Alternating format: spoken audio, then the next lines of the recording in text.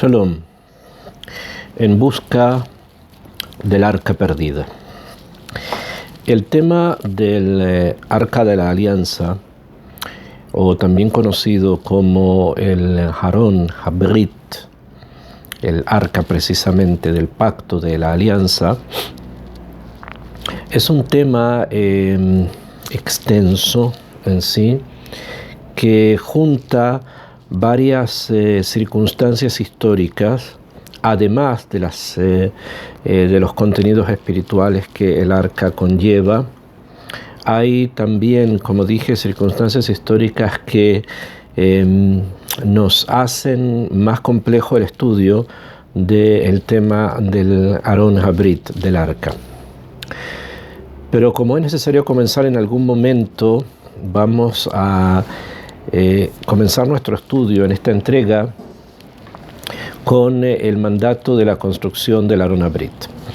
En la Torá, en el Sefer Shemot, en el Perek Havhei, en el capítulo 25, en el Pasuk Yud, versículo 10, la Torá dice lo siguiente: Ve'asu Aron atzei shitim, amatain vachetzi orko, ve'ama vachetzi rochbo, ve'ama vachetzi komato.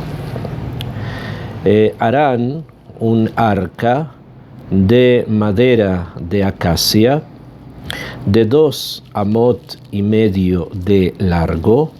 Una amá son más o menos 6 tefajín, son 6 tefajín, que simplemente hay sobre estos bastante discusión, pero gira en torno al medio metro y un poco más.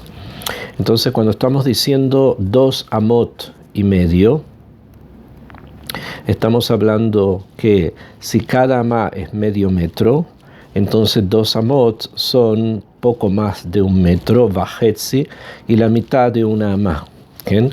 O sea, 1/4 parte de 1 metro. Orko, de largo.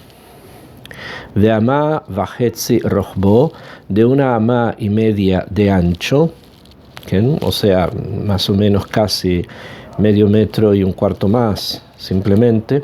De amá vachetzi komato, y también de 1 amá, 1 codo y medio de alto. Es una caja rectangular, ¿bien? Que tiene que ser fabricada.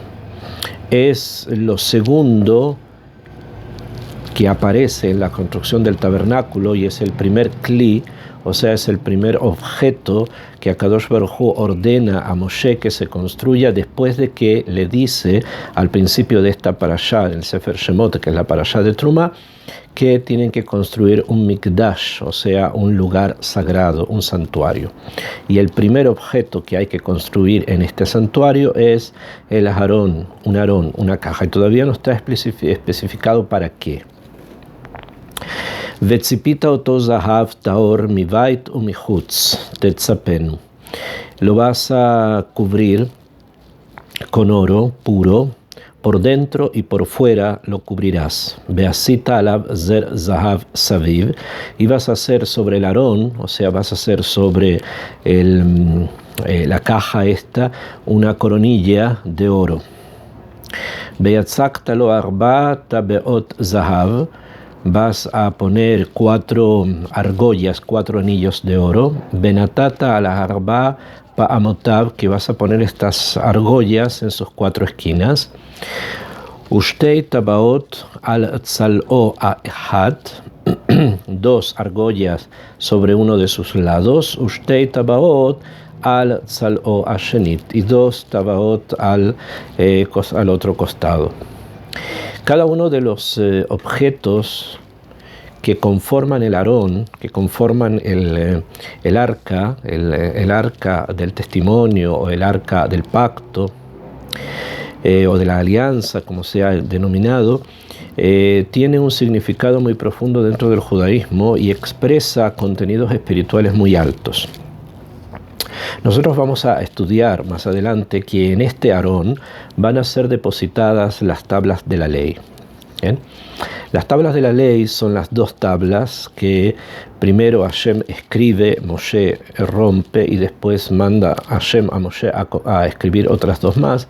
Finalmente estas tablas nuevas, que son las tablas con las que bajó Moshe después de que a Kadosh Baruj Hu, Dios perdona al pueblo por pecado del becerro de oro, son puestas en el Aarón. Este Aarón es el Aarón que va a fabricar Betzalel.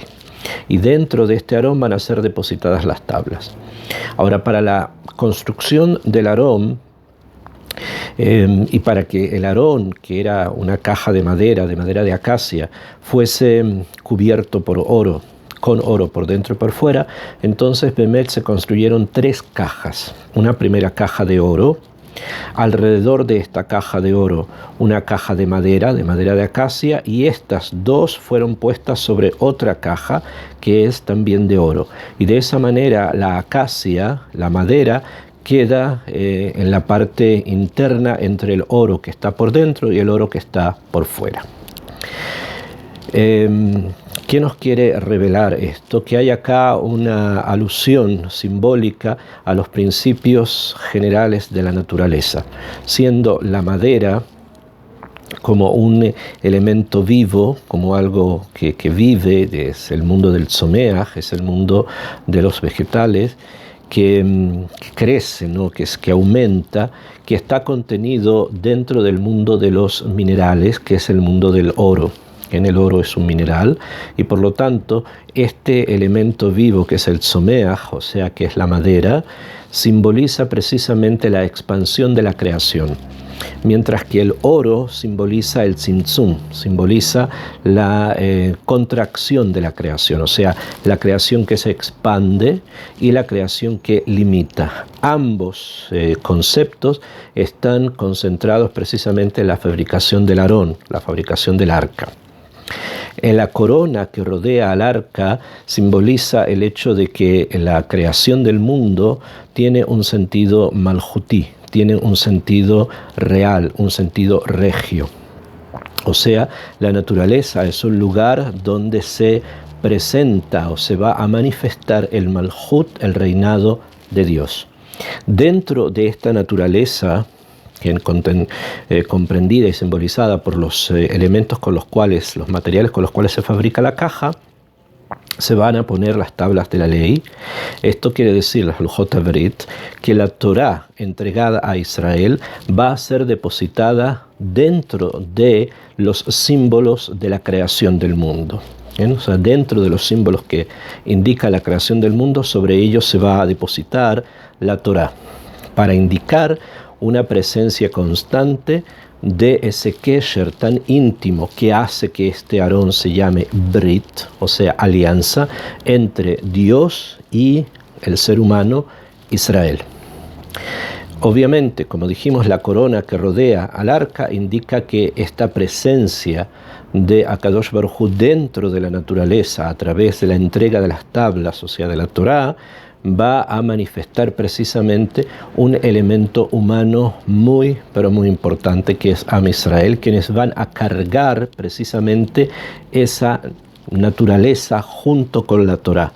Y es por eso que llevan argollas. Esas argollas tienen unos palos largos, que con esos palos largos se carga el Aarón, se lo levanta y se lo carga a Bodá. Aarón Bakatef, o sea, hay que llevarlo sobre el hombro, que esto quiere decir que hay un pueblo, Am Israel, que carga el mensaje de la creación, cuando este mensaje de la creación lleva dentro de sí la presencia de Hashem Yitbaraj a través de las tablas.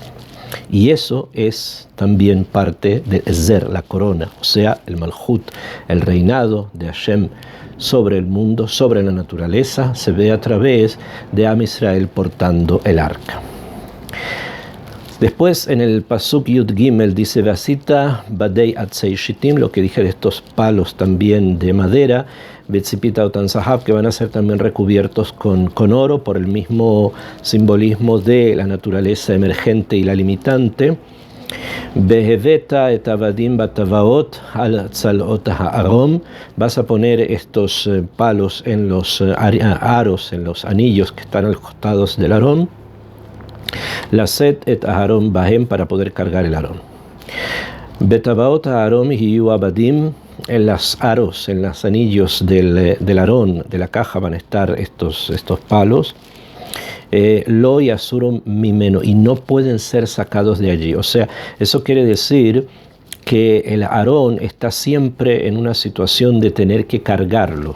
O sea, que no es que se deposite, se saquen los palos como una situación de estabilidad permanente, no es así, sino que están constantemente allí para indicar que hay algo, un factor, que es el factor humano, que es parte precisamente de todo este simbolismo, o sea, Am Israel que lo carga. Benatata el Aarón et haedut asher eten eleja, y vas a poner dentro del Aarón el edut, o sea, el testimonio, se refiere a las tablas de la ley que yo te voy a entregar. Y finalmente, la última parte de la fabricación del Aarón habla de asita kaporet zahav tahor, vas a hacer una tapa, lo que suelen llamar el propiciatorio, sobre el Aarón. Amatain bachetze orko, bemachetze rochvo, va a ser de 2 amot, de 2 codos y medio de largo y 1 codo y medio de ancho, son las mismas medidas de la caja del Aarón. No está escrito la altura, sabemos por Hazal que era un tefaj, o sea, más o menos esto, ¿okay? Como 10 centímetros. Beasita shnaim keruvim zahav mikshat ase otam. Y vas a hacer 2 querubines, o sea, vas a hacer 2 ángeles, mishnei ktzot hakaporet, en los 2 extremos del kaporet, de la tapa del Aarón. Beaze keruv echat mikatze mize, ukeruv echat mikatze mize min hakaporet ta'asu et hakeruvin al shnei ketzotav. Y de una sola pieza de oro vas a hacer los querubines junto con el kaporet, o sea, junto con la tapa, todo de una sola pieza. Los querubines eran 2 ángeles que simbolizan varias cosas. Uno tenía cara, según nos dicen nuestros sabios, una cara masculina y otro una cara femenina, para indicar el jibur, para indicar la conexión que existe en el mundo espiritual entre el que da y el que recibe. La presencia de los querubines sobre el Aarón indica que eso que está dentro del Aarón no es solamente un recuerdo de un momento histórico, sino que la presencia del Kruf, la presencia constante del ángel sobre el Aarón, indica que la entrega de la Torah es constante, que hay en ese lugar, que va a ser el lugar más sagrado del Bet HaMikdash, donde se va a poner el Aarón, allí en ese lugar es donde se recrea constantemente la entrega de la Torah, para indicar que precisamente la alianza de Dios con el ser humano a través de Israel es una alianza constante, que no termina, que continúa constantemente, que se expande constantemente. Y ese es el símbolo de los ángeles que están sobre el Aarón. Venoad Tile Hasham, finalmente, antes de comenzar con el siguiente objeto del templo, y dice: voy a juntarme contigo allí, Bedibarti Idhame la Kaporet, voy a hablar contigo por sobre el Kaporet, mi ben Shnei Hakerubin, entre los 2 ángeles, Asher al Aarón, que están sobre el Aarón Haedut, que están sobre el arca del testimonio, Et kol asher atzave otcha, todo lo que te mandaré, el Bene Israel, para los hijos de Israel. Y hay un punto especial dedicado a Moshe Rabenu, del hecho de que de este lugar, justamente de la tapa del Aarón, de la tapa de esta caja entre los 2 ángeles, se va a manifestar la presencia divina, que en forma de voz va a hablar con Moshe Rabenu sobre todo aquello que sea necesario decir o comunicar al pueblo, que es símbolo del Brit, del pacto. Esto es en forma muy resumida, y obviamente podemos profundizar sobre los contenidos espirituales y simbólicos que tiene el arca, muchísimo más. Sin embargo, este es el punto central, el punto central del tema. Sin embargo, más adelante, la Torá nos enseña algo particular. ¿A qué me refiero? En el libro de Shemot, en la parashá de Mishpatim, la parashá de Mishpatim, que es la parashá que viene después de la entrega de la Torá,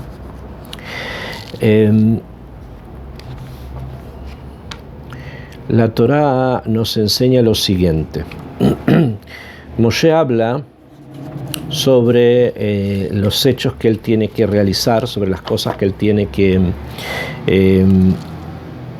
hacer, y entre una de ellas está lo siguiente, que se embarca justamente dentro de un proceso más bien histórico, que es el hecho de que después de 40 días y 40 noches que estuvo en el monte Sinaí para recibir las primeras tablas, estas las rompió debido a que el pueblo había hecho el becerro de oro.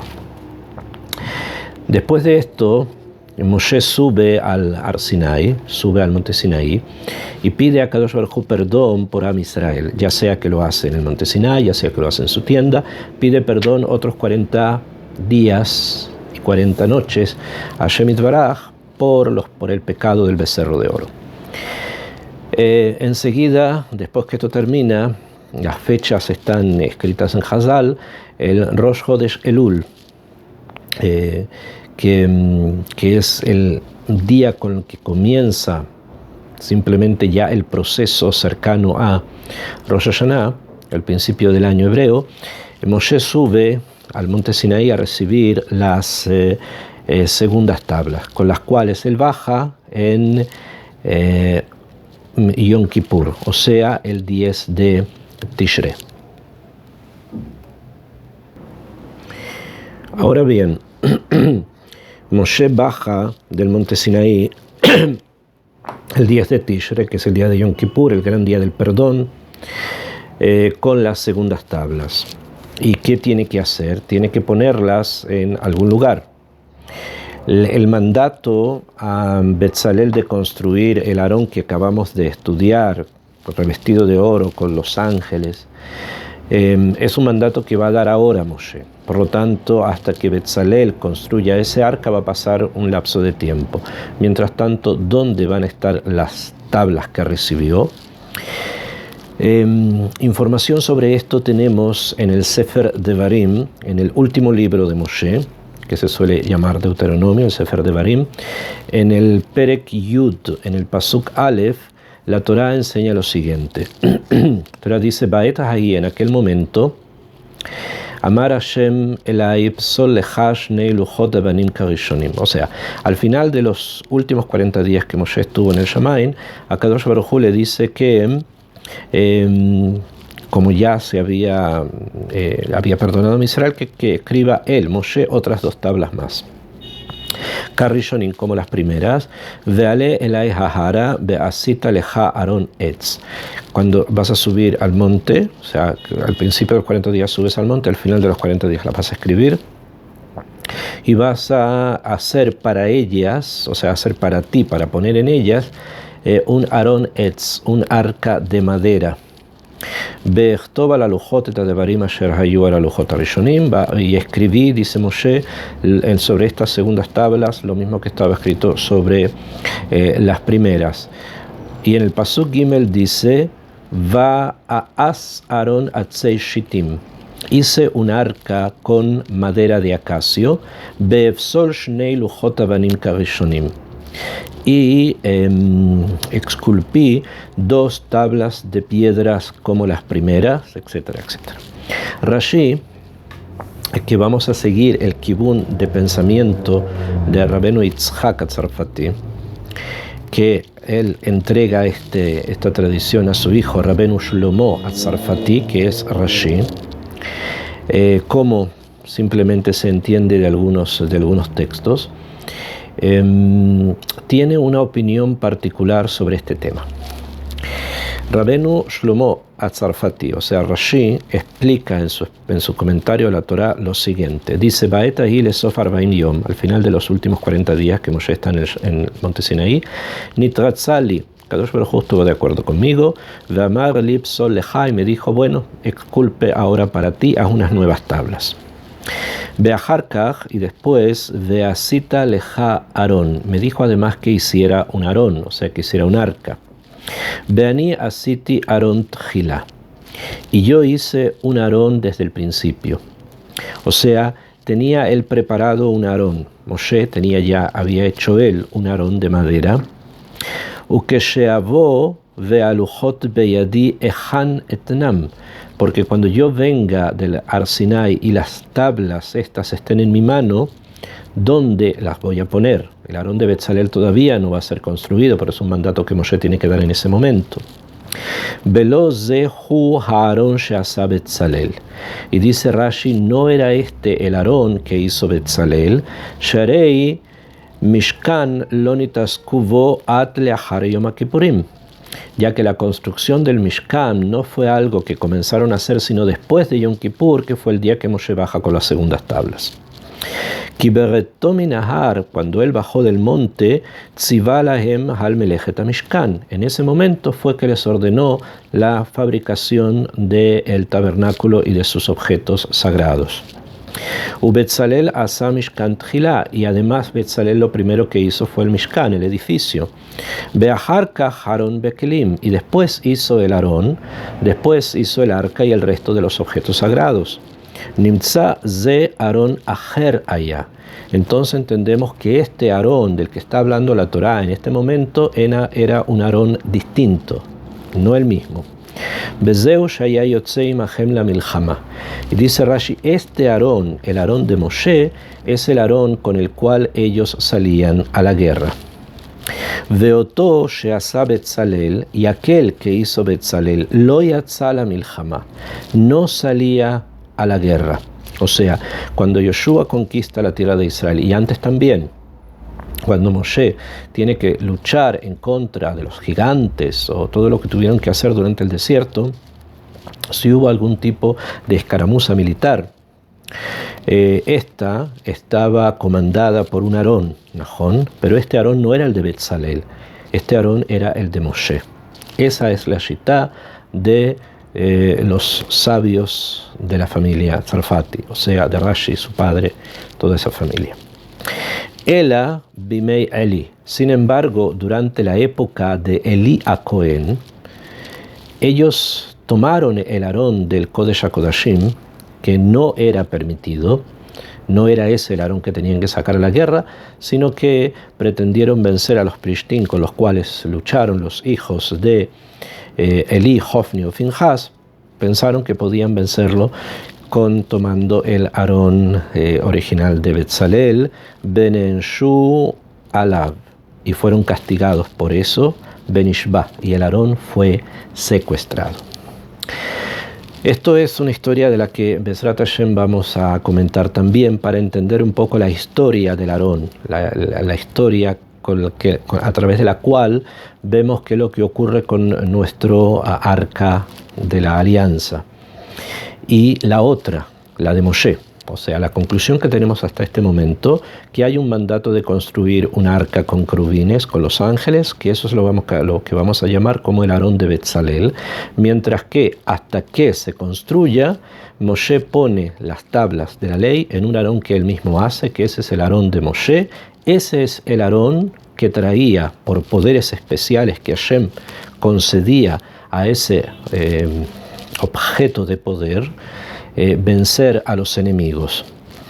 En la misma Torá, en la parashá de Baalotcha, o sea, en el Sefer Bemidbar, en el Perek Yud, en el Pasuk Lamet Gimel, nos enseña algo más. Rashi trae, el Pasuk Lamet Gimel dice, Vaisum Har Hashem derech shloshet yamin.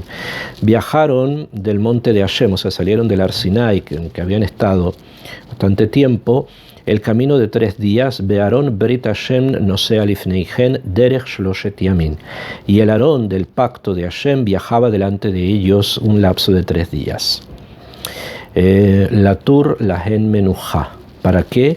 Para hacerles a ellos el camino Noach, o sea, para hacérselos expedito, cómodo. Explica Rashi, cuando dice que el Aarón del Brit Hashem viajaba delante del campamento de Israel 3 días, Rashi dice así: Ze Aaron ayotze imahem la milchama. Este es el Aarón que salía con ellos a la guerra, o sea, el Aarón de Moshe, no el de Betzalel. Estamos hablando ya después de que se construye el tabernáculo, después de que se construyó todos los objetos sagrados, incluyendo el Aarón. No olvidemos que Moshe baja en Yom Kippur, el templo, el Mikdash, el Mishkan, se inaugura en Nisan del año siguiente, y ellos comienzan su peregrinaje tiempo después, desde la Har Sinai.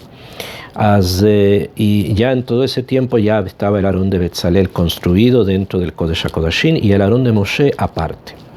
Bueno, nos dice acá que cuando ellos comienzan a viajar, Moshe envía su Aarón 3 días antes del campamento de Israel. Aquí estaba el campamento de Israel y un lapso de caminata de 3 días antes estaba el Aarón de Moshe. Ubo shivrei luchot munachim. En el Aarón de Moshe estaban puestas las tablas rotas, o sea, las primeras tablas que había recibido Moshe de mano de Akadosh Baruj Hu, que él había roto. Esas tablas que habían sido escritas además por Etzva Elohim, por el dedo de Dios, esas tablas rotas, o los pedazos de esas piedras rotas, estaban dentro del Aarón de Moshe, el Aarón de madera. Y cada vez que el pueblo se movía o que el campamento de Israel se movía, este Aarón iba adelante un lapso de camino de 3 días. Letaken lahen makom haneya, para arreglarles a ellos el lugar donde iban a descansar, donde iban a acampar. O sea, si es que donde tenían que llegar había un río, el río se desviaba, si había un monte, bajaba, si había un valle, se levantaba. Tenía una serie de segulot, una serie de poderes, el Aarón que Hashem había puesto allí, en el mérito precisamente del líder de Israel, que era Moshe Rabbeinu, que había hecho ese Aarón, en el que estaban las tablas primeras que estaban rotas. Esto es lo que nos enseña Rashi, esto que acabo de leer es Rashi, sobre la idea que él sostiene de que habían 2 Aaronot, dos arcas, el de Betzalel por un lado y el de Moshe por otro, que el de Moshe es el que sacaban a la guerra, no el de Betzalel. Y así fue como cuando ingresa Yoshua a la tierra de Israel, combate a los pueblos y los vence, 31 reyes caen rendidos delante de la fuerza de Am Israel. En ese lapso de tiempo, todo el Aarón que se utiliza para poder vencer a los enemigos es el Aarón de Moshe, mientras que el Aarón de Betzalel permanece en el Kodesh HaKodashim del Mishkan, del tabernáculo, que cuando ingresan a la tierra de Israel se establece primero en Gilgal, donde ellos llegan, y después se establece en Shiloh por mucho tiempo. En esta historia del Aarón encontramos un hecho que ocurre cuando Am Israel ya está establecido dentro de la tierra de Israel. Prácticamente al final de la época de los jueces va a comenzar el periodo de la monarquía. La ciudad de Jerusalén aún no ha sido conquistada del Jebuseo. El Mishkan está en Shiloh, en un lugar al norte del país que se llama Shiloh. Y allí era Cohen Gadol, un descendiente de Pinhas a Cohen, que había sido bendecido, que durante 10 generaciones sus descendientes iban a tener sobre sí el tafkid, la función de ser el sumo sacerdote de los Kohanim Gdolim. Elías Cohen tenía 2 hijos, Hofni y Pinhas, Hofni y Pinhas. Y ocurrió que en una guerra en que los filisteos, atacaron a Am Israel, Am Israel fue vencido. ¿Debido a qué? A que el nivel espiritual del pueblo no era el más alto y por lo tanto la ayuda divina no era tan evidente. Y pensaron los hijos de Elí, o sea, Hofni y Finjas, si ellos tomaban el Aarón, esta vez el Aarón de Betzalel, el Aarón con los querubines, etc., y lo llevaban ese Aarón a la guerra, iba a ser más poderoso que el Aarón de Moshe, que es el que normalmente ocupaban para mostrar el poder de Am Israel, que es comunicado de Akadosh Baruj Hu a través del gran líder que era Moshe Rabbeinu. Y sacaron el Aarón de Betzalel del Kodesh HaKodashim y lo llevaron a la guerra y se perdió. O sea, Am Israel fue vencido y los Plishtim no solamente que vencieron, sino que además se apoderaron del Aarón Abrit, del arca de la alianza hecho por Betzalel. Así dice el Naví en el libro de Shmuel Aleph, en el capítulo Dalet, desde el Pasuk Yud Aleph, versículo 11 en adelante, dice: Ve'arom Elokim nilkach. El Aarón, el arca de Dios, fue tomado. Ushnei bene Eli, y los dos hijos de Eli, metu, murieron. Hofni u Finhas. ¿Quiénes eran Hofni u Finhas? Y enseguida dice el siguiente pasuk, el 12, dice: Vayarotz ish Binyamin.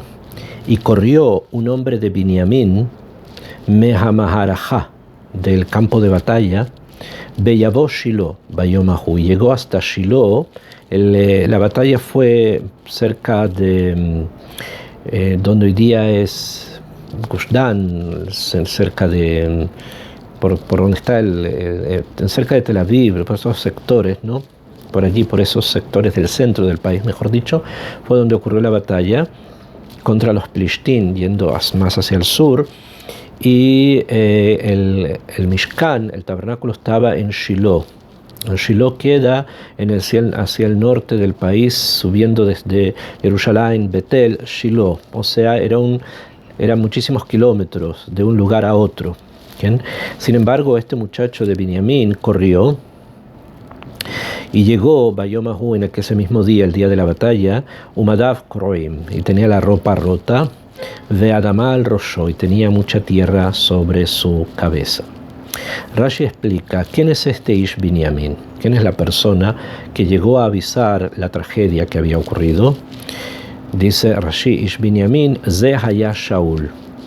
Este era Shaul, el que después iba a ser rey de Israel. O sea, estamos, como dijimos, al final de la época de los Shoftim, comienzo de la época de la monarquía, o sea, del reinado. El primer rey que va a haber va a ser un rey de Binyamin que se va a llamar Shaul. Entonces Shaul, cuando ocurre esta tragedia de que los hijos de Eli mueren, de que el Aarón es secuestrado por los Plishtim, era un joven. Y él, siendo así de joven, era muy aguerrido, muy valiente y muy fuerte además. ¿Qué hizo? Hataf et alujot miyat Goliat. Tomó las lujot abrit que estaban adentro del Aarón de la mano de Goliat, ubarajlo, y se escapó. ¿Por qué? Porque cuando ocurre la lucha, el combate, aparece como un refuerzo a los Plishtim el gigante Goliat, que después va a caer en manos de David. Y él es el gigante Goliat es el que toma el Aarón en sus manos y se lo lleva. Cuando esto ocurre, Shaul se salta sobre él, abre el Aarón, saca las lujot abrit, las